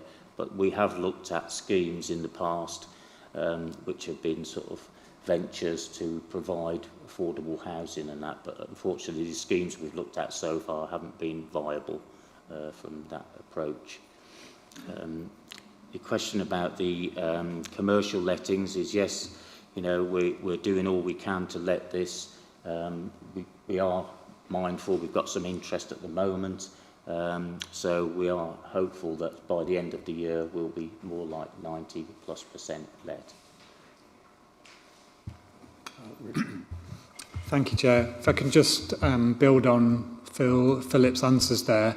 So in terms of apple tree lettings, securing properties for homelessness, although we're not looking at potentially any larger schemes, what we are looking at is the potential for any of the PSLs that may be going back to landlords, whether there is scope to buy those instead of them going onto the open market. So we are looking at that to maintain homelessness provision. And then if I can pick up just on a wider point about Platinum Jubilee Business Park, whilst there are vacancies and the team are working hard to fill those, and we don't want to see those vacancies, such schemes are seen as long-term investments over a number of years. So the payback from them, say no one's necessarily panicking because there are vacancies. The long-term investment and income that will bring is still probably in line with where we think it should be. And then in terms of thinking maybe wider than just the financial value it brings, that Platinum does tie into some of our corporate plan objectives in prosperity, jobs, economy, so that there is a wider value to having that scheme in play. Thank you for that. Councillor Egan. Thank you very much. With the Apple Tree Property Holdings Limited, obviously it's a standalone business. How is that going to be looked at when we're going through this devolution? Will it be wound up as a separate company, or will you do it transferable assets to a new authority, whatever it may be? And have you had dialogue with any of the residents? Thank you. I think Richard. Yeah, I'll pick that one up. These kind of arm's length companies, these companies that are linked to councils, they can still function in wider and larger unitaries, and our colleagues in Portsmouth, Southampton still have such companies. So it's not uncommon to maintain that, and as I say, you can see the return that's being brought from those assets. So it's all in the mix. But at the minute, there's no move to offload that. Thank you, Phil. Just up for the panel to note this. Okay. Let's move on to item 8, which is the annual performance report by Zach. Thank you, Chair. Good morning. Zach Yassin, I'm the Performance and Insight Manager. So I'll be talking to two items this morning, both related. The first one being the annual performance report. As the name suggests, we do a performance report every year, but this is the first time we are producing an annual report that's relating to our new corporate plan that was set in place last year. And of note as well that the annual performance report will be published into the public domain and made available on our website. The annual performance report is laid out in line with the corporate plan priority areas of people, place and prosperity, all underpinned by our Future New Forest transformation programme. And it is the seal on our first year of regular quarterly dashboard reporting that we've been doing. So it seals the first year of our reporting regime as laid out in our performance management framework. Our executive management team has reviewed the content extensively, and all comments and suggestions that have been made have been accommodated into the report that you see in the papers. The annual performance report itself has been to 2 panels already, so it goes to all 3 panels. All comments arising from panels will be added to the Cabinet covering report as it's passed through our reporting cycle. The report itself offers a more detailed narrative and details the improvement activities undertaken in support of our corporate plan commitments. I trust you will agree this report presents a strong account of the wonderful work delivered across our services. Thank you. Just to point out to members that this will go to other panels as well, and we are just involved with items 37 to 45. So any questions, please come from that. Councillor Wade. Just a quick point is that due to obviously LGR, other issues behind us, and the comments mentioned about the resident survey, which are in all 4 sections, do we not need to review our KPIs and just because that's 25% of all the KPIs are effectively, I'll be blunt, pointless, because you can't compare them. We can't see how we're doing well or not, and because they're NA. So is there an opportunity to replace them with anything else related to what we're working on at the moment? Because, you know, we're here to scrutinise, we're here to praise where it's going well and highlight the good work of the council and challenge where things can improve. But you can't judge or scrutinise when there's no data and for a long period of time. So, and I think I might have mentioned this before, so is it not just an opportunity to remove them and see if there's anything we can replace? Thank you. I think that's a great suggestion. Although that's part of the next item, which is on the KPIs, but I'll just quickly cover that now. Absolutely, it's the deprioritisation of the resident survey was considered by Cabinet. That decision has been made, and I think it's right that we look at other opportunities that's now afforded to us as a result of that decision. Councillor Alvin.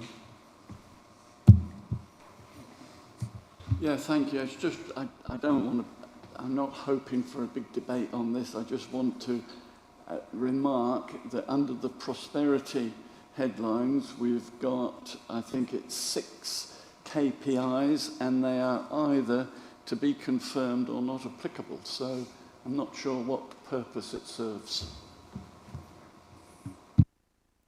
Comment on board. Councillor Lewis. Mine's a similar comment from the previous 2 about the KPIs. I cannot see the relevance to the annual performance report, any actions taken from previous key performance data. Has the performance report been affected by previous KPI information? Beg your pardon. So, just thinking specifically about the KPI, which is the next item, which I will move on to shortly. But the annual performance report, it does take account of all of the regular quarterly dashboard information that's presented, so all the actions that are undertaken, all the good performance that we have made over the year, all the press statements, all the releases, all the notes going to Cabinet, everything is collated into a more cohesive narrative into the performance report. Dare I ask, can you give me an example where something has changed because of a KPI?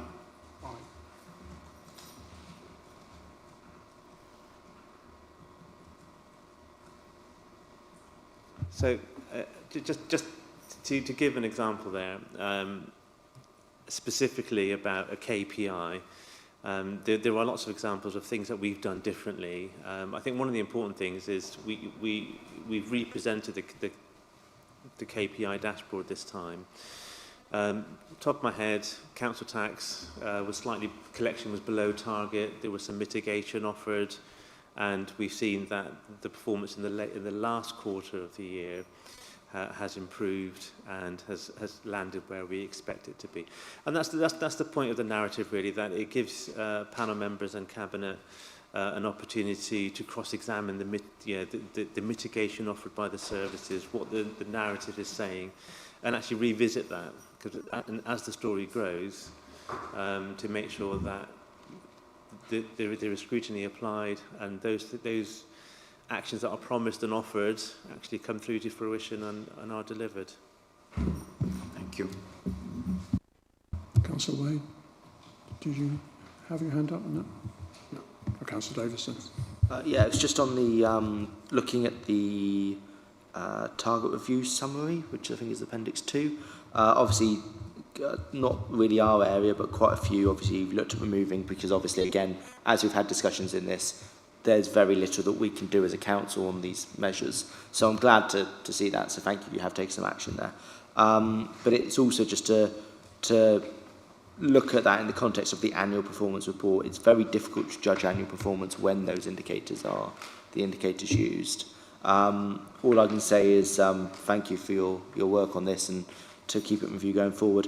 I think it's very difficult to look at kind of give an overview of you are marking your own homework, so you kind of have to have that bias. But also you've got then still the local government organisation stuff, which then makes it all more difficult. So thank you very much for the report. I don't think it's particularly useful, but I appreciate your work nonetheless. Councillor Alvey? Alvey? Alan? Did you have a hand up? No, I didn't. Oh, okay. Councillor Wade. Councillor Wade then. I'm on the, as I say, points 34 to 48. On the one area that we have read, I'll be honest with you, I know we're here to scrutinise and I've already probably going to make a few comments at the next point, but I have to give a bit of sympathy to this. When it comes to staff turnover, vacancies, with the issues that we've discussed previously of LGR and transformation, I think those of us on this committee, on the HR committee, will have a bit of understanding of the wider factors and situations. I made my point earlier.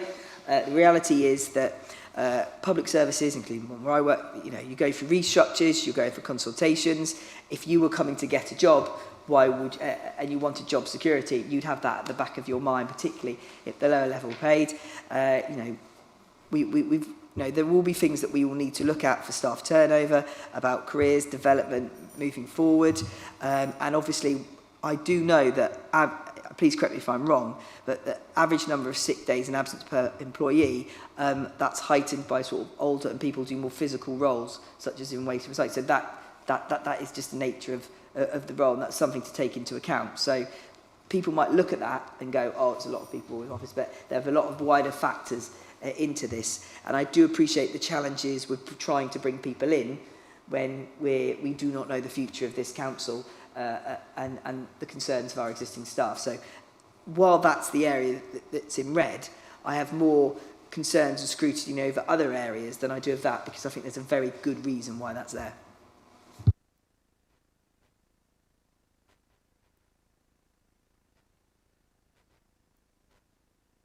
On that one then, the recommendations are on page 215, which I'll just try and find amongst these 400 pages that are here.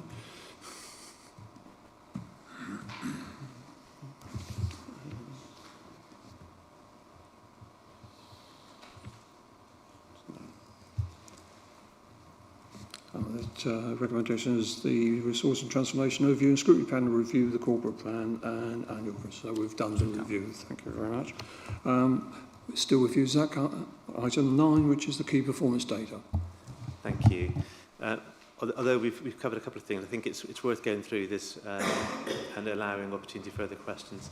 As you said, Chair, looking at the corporate plan, key performance indicator dashboards for Q4, it is year end, and as a result of that, it's allowed us an opportunity to, first of all, include some annual measures in that. We are concerned with measure IDs 34 through to 48 for this panel, and because it being year end, it's also allowed us the opportunity to look at the target refresh exercise, which I'll mention this morning. So the first thing I should say is it's presenting this for this quarter. We have again refined the format of the dashboard, and following the sign-off of our corporate plan, we always said we would look to revisit the visualizations and explore new formats to try and make the readability better. And we've taken on comments over the last year as the dashboard's gone through panels to take on board the comments and the suggestions that have been made to hopefully tell a bit more of a rich narrative and a bit more of a rich story about what's going on with our KPIs. We've got 4 quarters worth of data. That's allowed us to track that more visually in a graph format. I think that better illustrates the progress of each measure, the journey that's been taken over the last year, and I think it visually gives a better indication of how that performance has been tracked over the year.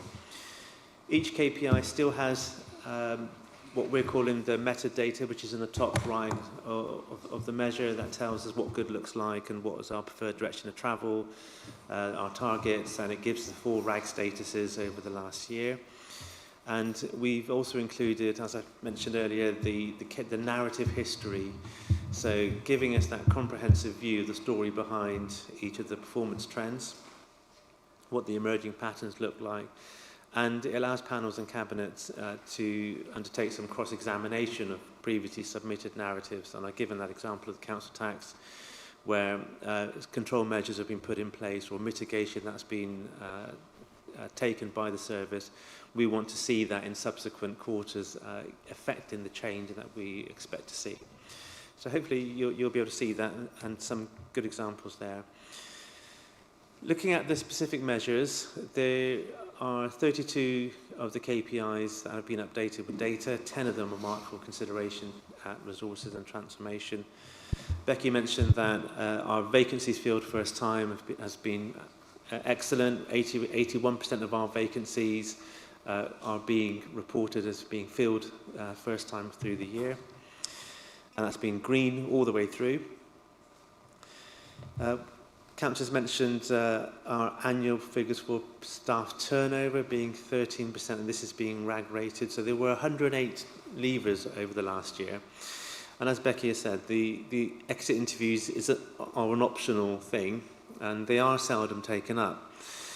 Of the exit interviews data that we do have, retirements made the largest chunk of that.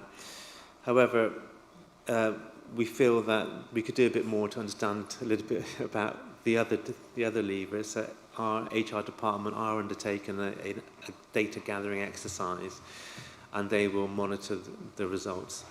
For example, most of our managers will know the lever destinations of their team, so HR will be gathering that and putting that together in a separate summary. The sickness remains a challenge. It's amber rated this quarter from red in all previous quarters, so it is a challenge. The trend is a downwards one, though. Annual figures for apprenticeships is green rated with 18 arranged against a target of 10. And I've mentioned council tax collected in the year. There was some mitigation offered in the Q3 amber rating. This has now taken effect with the year-end position being above the target. Our non-domestic rate collections has been green rated all year and very closely aligned to the target. Our benefits realisation from ICT investment is performing well and continues to be green rated. 93% of our annual ICT work programme has been delivered on time and within budget, being green rated as well through the year. This measure reports in relation to the latest agreed programme plan. So I've got a couple of things to say on the target refresh summary. I wonder if there are any questions specifically about those KPIs. Councillor Alvey. Okay, thank you. Yes, just a quick one. I would be interested to know, you say under number 45, the benefits realisation from ICT investment is performing well and continues to be green rated. When I look at the detail chart, my question is, who determines these figures? I mean, where do they come from, these benefit figures?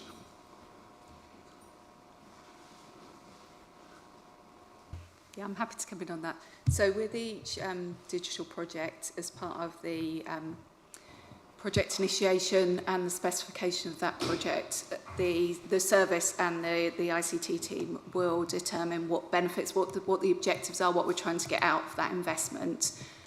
They'll log those benefits, and then as the project is closed down, they'll do an assessment of whether those benefits have been achieved or not. And that's a report that comes to this panel. So you'll see the ICT benefits realisation report at this panel with the digital update. So this comes through the ICT report to this panel. Okay. Oh, well, I'll have to watch out for that. Councillor Wade. Yeah, so a few points. So item 38, I wonder why we've not done exit interviews as standard up to now. I think we should do. I think that should be encouraged. And as Saqib rightly points out, people know why people leave, the mileage report, but that detail should have been recorded already, made part of the PDR process, but exit interviews can be a standard and help us understand. Item 39 on staff illness, I wondered if a consideration, again based on what we've talked about, using agile working and multi-skilling, that if someone's not able to do a job physically, we have them skilled up to support the call centre, working from home, supporting housing, supporting mailboxes, so they're still working, they're still paid, and we're able to multi-skill them up. So that's something that we can look at the wider staff to do, and that could support some of the other areas that we've spoken about as well.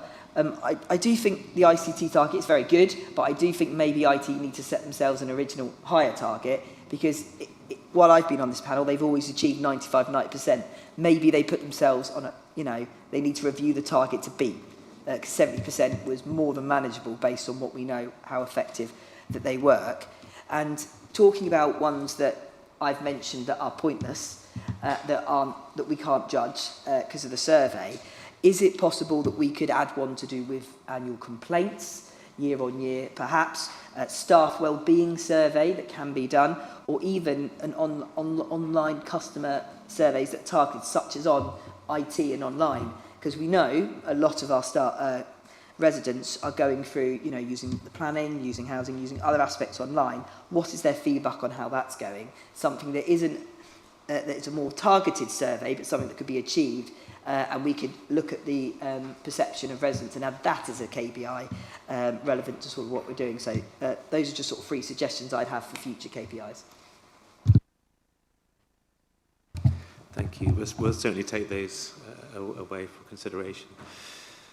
So, Chair, if I could just move on then to the target refresh exercise, just to give a bit of background as to why we're doing this and the reasons for this. So the measures that required a target for this year have been explored with colleagues, and a target is now set. When we did the dashboard initially, we said we would review any measures where that review was required. We've endeavoured, therefore, to take a look at the measures that have had a monitor status to make sure that was still appropriate.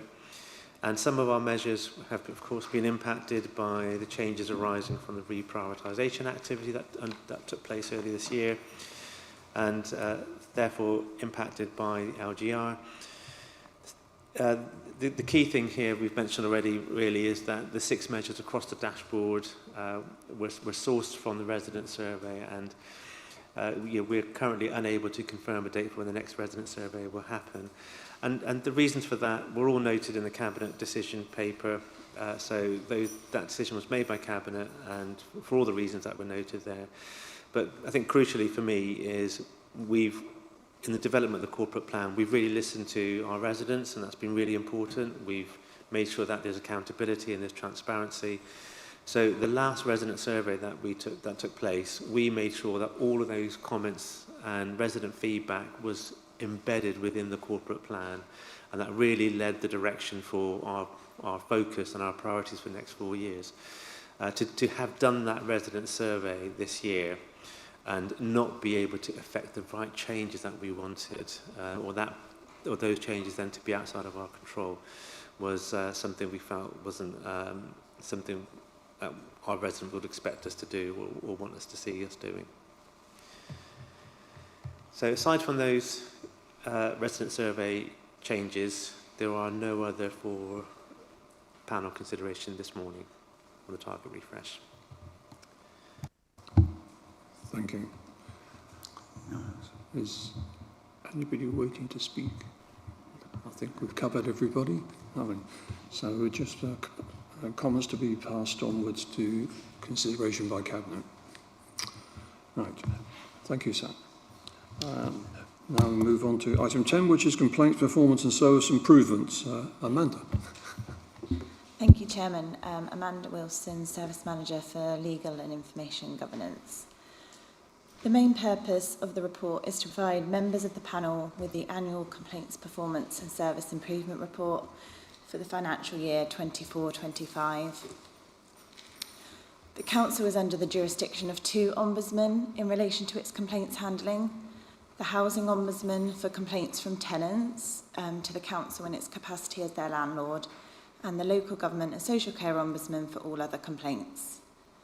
Both ombudsmen have produced complaint handling codes that the council must meet, which came into effect on the 1st of April 2024, which is the start of the period covered by the annual report. The panel's covering report sets out the requirements for self-assessments against the complaint handling codes, the requirements for the annual report, compliance standards, and also scrutiny in relation to the council's complaint handling, which is required by the new complaint handling codes. This includes the requirement to produce the annual report, which is included as Appendix 1, conduct those self-assessments against the codes which are included at Appendix 2, and for the governing body, which for the council is Cabinet, to approve a response to all of those documents, which is included at Appendix 3. The annual report will be published on the council's website, and it must also be submitted to the Housing Ombudsman in relation to the elements that come under their jurisdiction. The covering report and the appendices this year has also been taken to the Housing and Communities panel, as well as the Resources and Transformation panel.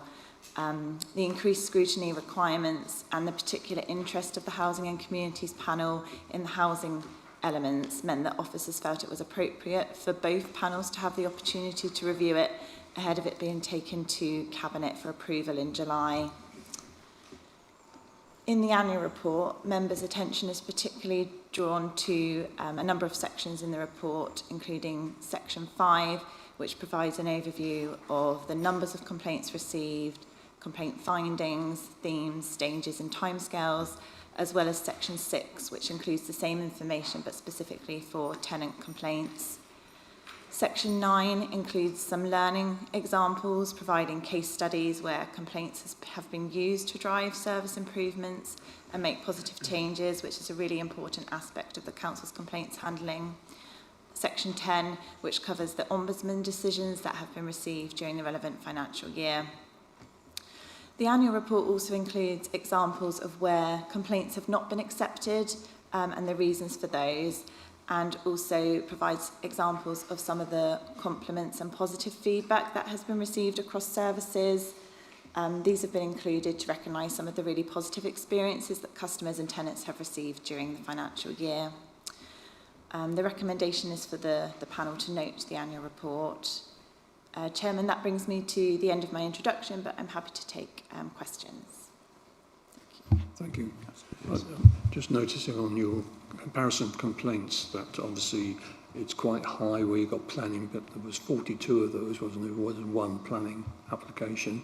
So if you took that one out, it brings it down to 11, which is very manageable in comparison to the others, which was 6 and 10 the 2 years previously.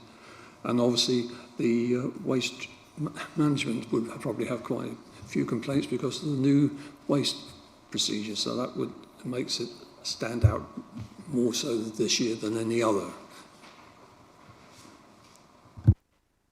Yes, particularly in relation to the waste, the report provides an overview of the fact that we introduced the new garden waste collection service, and with any service change there are always going to be some teething problems, and that's anticipated. And then going forward to the new financial year, we have the significant waste change. So it's expected there may be complaints as those initial rollout stages are implemented and embedded, and all staff are used to the new working arrangements. Councillor Wade? Was he? Okay.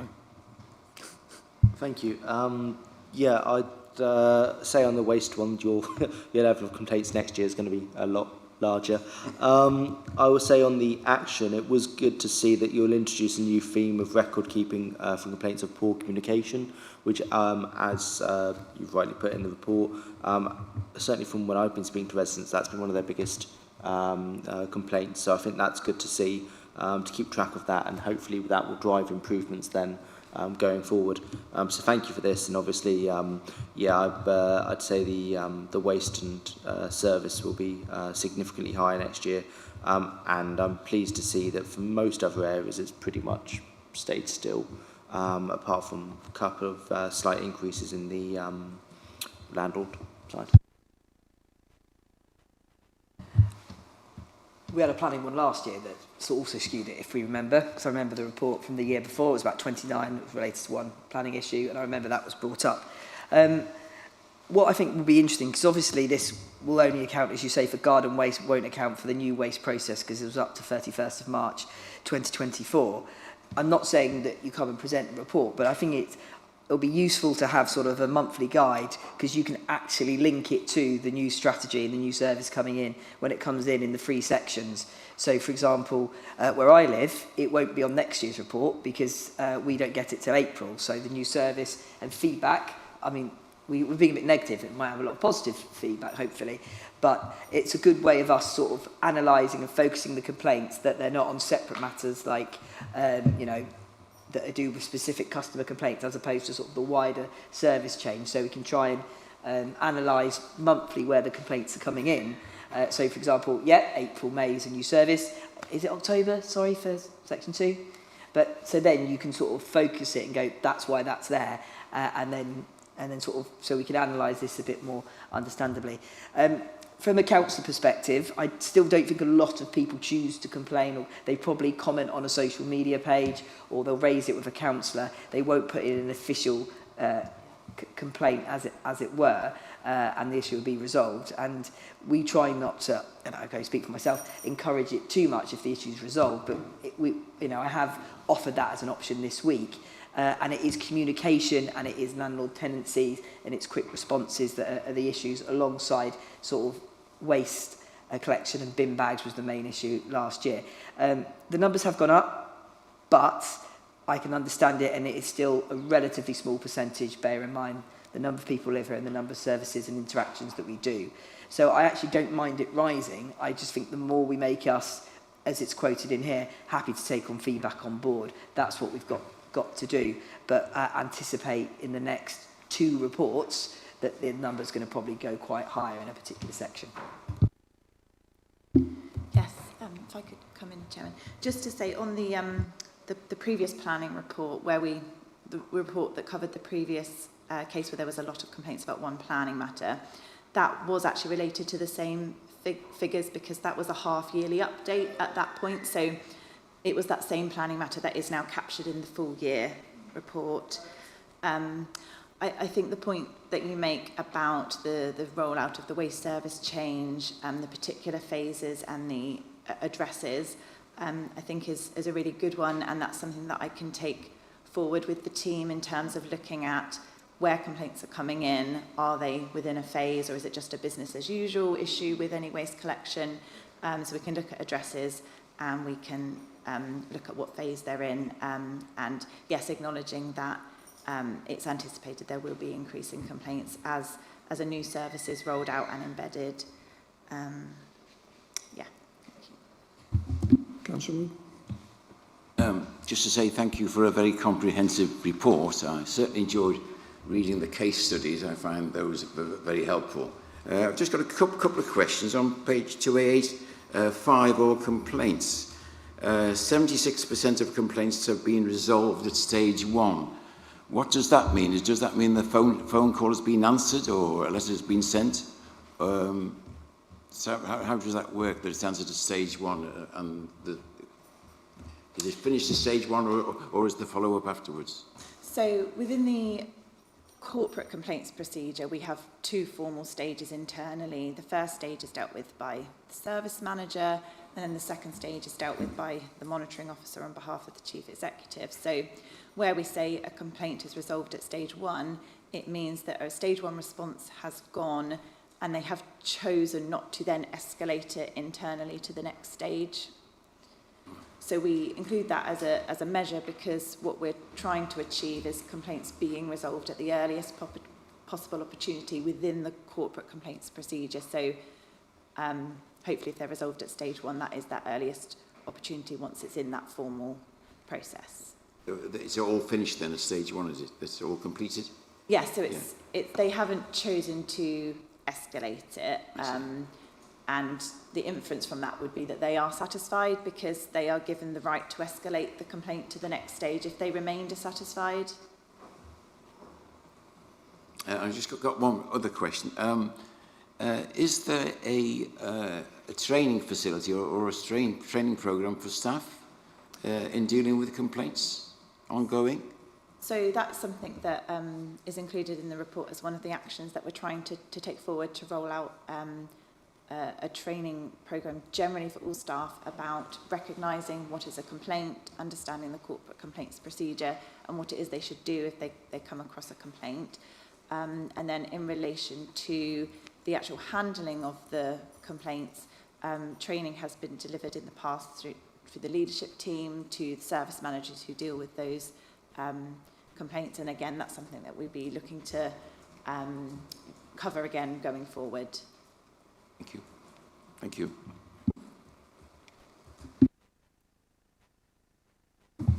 Right, thank you very much. Oh, sorry. Thank you very much.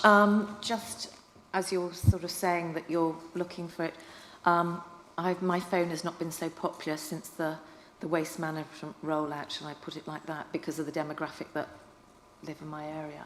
But I'm most concerned as I've spoken to several of the operatives when I couldn't get through one way or the other. Are you hopefully giving another sort of form of support to the people that are actually having to take these complaints at the moment? Because I feel that some of them are overwhelmed, the ones I've spoken to. And they had 1,200 in their inbox the other day, and this was like 10 days ago. So that, I think, Mr. Chairman, I would just like that noted. Thank you. Sorry, Richard. Yeah, thank you, Chair. Thank you, Councillor Inman, for those comments, and I'm sure the team will appreciate your support. I know it was more of a comment, but just want to come back on that and say that customer service team are that team that takes all of those inquiries, both phone, email and online chat, and they fall within my directorate, and we have been putting in some additional support. We've been putting officers in there to understand the types of calls that they're receiving. We have been trying to respond quite quickly and flexibly to the types of issues that are coming through, so we can obviously try to prevent that or change that. So we have been adapting each day. We've also been able to put in a bit of a window of a breather before the next phase of communications start, just to allow that team to wind down the initial phase of enquiries as well, and supporting with any well-being needs that team have. So we're fully conscious that team is facing some pressures and some unfortunate negative contact, but we are supporting the team and the officers around them. Yeah, they did actually tell me that 3 officers had sat in and were aware of what was happening, but it was more sort of, it's all very well when they go through their day, it's after their day is gone. Thank you very much.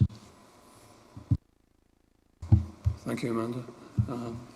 Members note that report. Thank you very much. Right, we move now on to item 11, which is the financial monitoring report by Kevin. Thank you, Chairman. I'm Kevin Green, Principal Service Accountant. This report presents the pre-audit financial outturn figures for the General Fund, the Housing Revenue Account and the Capital Programme for 2024-25 financial year. Members may recall that in recent years these outturn figures have been included within the annual performance report considered earlier, but this year a separate, more detailed report has been prepared in a similar format to that is considered by Cabinet throughout the year for general financial updates. The body of the report includes summary information, but details of all variations are set out in the various appendices, and the report will go on to Cabinet in July, Chairman. Okay. I noticed that obviously we've increased the reserve for the devolution, which now brings it up to, I think, £500,000, is that right?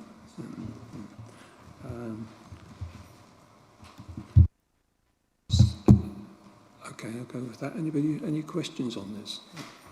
Looks like we've got weighed lightly. Yes. Thank you very much for the report. That's good. Item 12, Financial Strategy Task and Finish Group. Thank you, Chairman. This report comes for members to agree the Financial Task and Finish Group for the coming autumn. So any questions I'll be happy to ask. just put that out to all members. Yeah, that's great. Councillor Cleary. Sorry. It's been a long time. Yeah. What was it, 484 pages or something? Well, I've kind of told you at the beginning what I'm doing with LGR and how much time it is taking, etc. But as you can see today, a lot of what we've gone through is the day job, which is still ongoing. The revised transformation strategy, we know the council is going through unprecedented change. It's still appropriate that we reflect the scope of the programme and make sure it's delivering meaningful benefits. And we continue to look at our systems and our staff, which will, in the long run, give them a better chance when the unitary takes over. So that's why I think we still need to continue that to give them the best chance possible for re-employment. I think the annual report was a good opportunity to reflect on everything that's been delivered in the last 12 months. I think we've done well. The communities in our place we are committed to continue focusing on to get, again, the best outcome for the New Forest through LGR. The corporate plan is positive, I think, to see that we are still attracting staff into the council, which I think other councils may be struggling with but touchwood, so far we are doing very well on that. Yes, there is a higher staff turnover than we would like to see, but I think to really understand what is at the crux of that, as you've been told, I have asked officers to gather more data for the reasons of people leaving. It could have been as simple as a load of people joined in year 2017, that brings them up to a retirement age or whatever, and they've just decided to retire early. I think COVID will have given people a different outlook on life. I know it has me. LGR spoilt that, but hey-ho. But I think people now are, do I really need to work longer? I want to be with family, I want to do things with family. So that could actually have another effect, but we'll see what the figures bring. So really that's kind of where I am. I'm perfectly happy to take any questions you've got for me. Question? No? I think I noticed in another report, I think interpreted from there, that people are retiring and we're bringing in younger staff to do that. Yes, we are bringing in younger people. And we've got 10 apprentices as well, which is, really great, really good news. Councillor Wade. You talked about apprentices, which is excellent news. You mentioned 10. Now, in the report, KPI, it said only 6 were external, so new people, and the majority had come internally. Are these 10 all come from outside NFT's existing staff? Are they young people we brought in, or are they people already within the... That I will go to the officer for. Okay. Poor Becky. Thank you. We've got a breakdown in the report, and it's just whether Sack or I can get there. Six external, so they're 6 newly created apprenticeships. The rest of the apprenticeships are current staff that we're investing in through the apprenticeship levy. So they're going through apprenticeship level training, us using the apprenticeship levy that we pay into monthly. Thank you, Leader. Thank you. Councillor Heron. Thank you very much, Chairman. Well, obviously one of the first things that has been seen is the end of year outturn performance, and I'm delighted with what I've seen. At a slightly earlier notification of some of the positive outturns would have improved our situation. and been appreciated, but that's how it goes. It always, no matter how you plan and how you push, it always seems to come in at a rush at the end. I don't know why. I've done this job for a little while now, and never ever has that situation changed. Obviously, our commercial strategy and our investment has stalled because of the current financial market. I don't have a problem with that, but we are still moving forward with that we own. I was unhappy with our seagulls. Others may have loved them. We did desperately try to discourage them from nesting, but I'm told by those people who understand seagulls, I'm not one of those, that they are very, very determined to return to a previous roosting site. And despite our discouragement, that was just not going to end up our way. They are a protected species, and we obviously, as a responsible council, take note and appreciate that.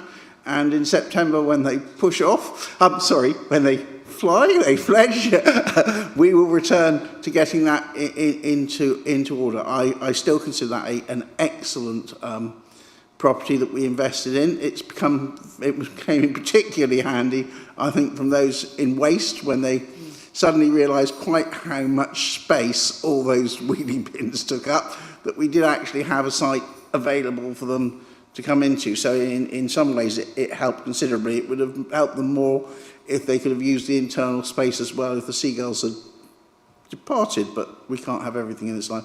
As far as everything else is concerned within my portfolio, I think everything's going along fairly smoothly. As everyone is hit with this local government reorganisation, I think it touches every aspect. I'm particularly keen to ensure that we continue to support our staff as we go through this process. To be quite honest, people will still have to do the work. It may be a different set of management at the top, a different set of organisation, not entirely sure where you'll be commuting to if you're office-based when it all comes through the wash, but it won't change rapidly. Even when we get to the end of the 2-year progress, no one will have any different offices to put people in. Things will slowly move forward.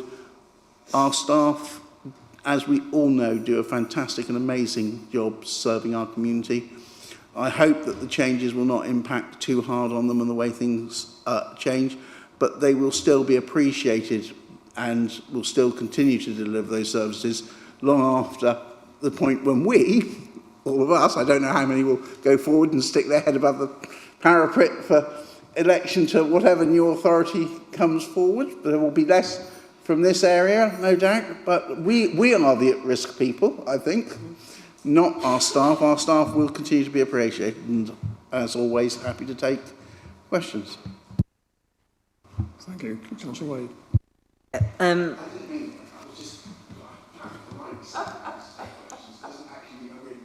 Well, it would be remiss of me not to ask you a question to do with finance, as a member of my family often does it full council.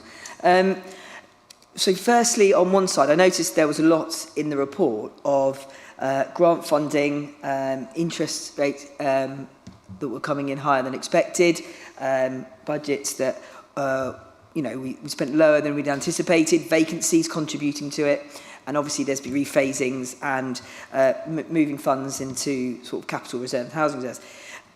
Taking account that obviously the leader is LGR'd up to her eyeballs and we focus on, is there an opportunity in the remaining years of this council, and I appreciate that you and me might disagree on quite a lot on this, that actually there's projects and responsibilities that we can actually invest in and use some of these unanticipated savings in to try and support some of the areas to put our community in the best place before we hand over. And the reason I make the point is I feel now we're in charge, we're in control of the situation, we're in control of housing, emergency accommodation, environment issues. Whatever we happen in the future, we become a third or a quarter of being in charge of it.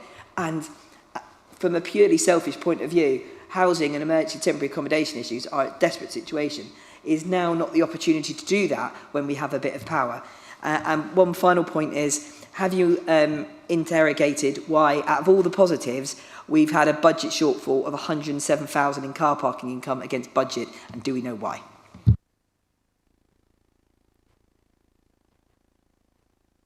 Right, I'm going to deal with the most difficult one first. I have not been notified as to what delivered the shortage on the income from that, so I am yet waiting to hear back on why that outturn was less than expected. I think it was particularly a sort of over-optimistic early section of return when we started in the new. I think people in the first quarter resented the price changes, and I think that had a negative impact in it's a natural reaction, isn't it? People put the price up, people go, well, I don't need it, but actually we still maintain that we are a bargain for our priced car parking. I don't know any of you who go into Bournemouth or Southampton, and you will realise, and if you ever go to Eastleigh and hit the wrong car park, you'll realise that you have to sell your soul in order to be able to afford to park there for the day. So I think there was a natural disinclination early on, but as I say, I haven't got it. As far as putting us in the best position, and particularly, you particularly alluded to housing, you are absolutely right. In the final turn of this administration, we are ensuring that we invest in our assets. Housing, I see nodding away, saying that he is doing everything in his power. And if you could just make it a 36-hour day instead of a 24-hour day, he will do even more. But actually, right at this time, we are pushing every project we can, every possible delivery for this, but that we have a limit on our resources and our officers' time. They are also getting dragged into LGR, so they are also having to put some of their time towards that and dealing with that and keeping abreast of it. But yes, absolutely, our officers are doing a sterling job looking at every project, pushing forward everything, trying to bring forward anything they can within the budget to ensure that we deliver the most for our residents in the time that we have left. It is a major priority, and every single officer in the council is well aware that that is the way we want to go. Thank you, Councillor. Work programme that we have for the September is the next one, the 18th of September. It's quite a full agenda. Has anybody got any particular comments on that? No, in which case I will call the meeting to a halt. Thank you very much for your perseverance.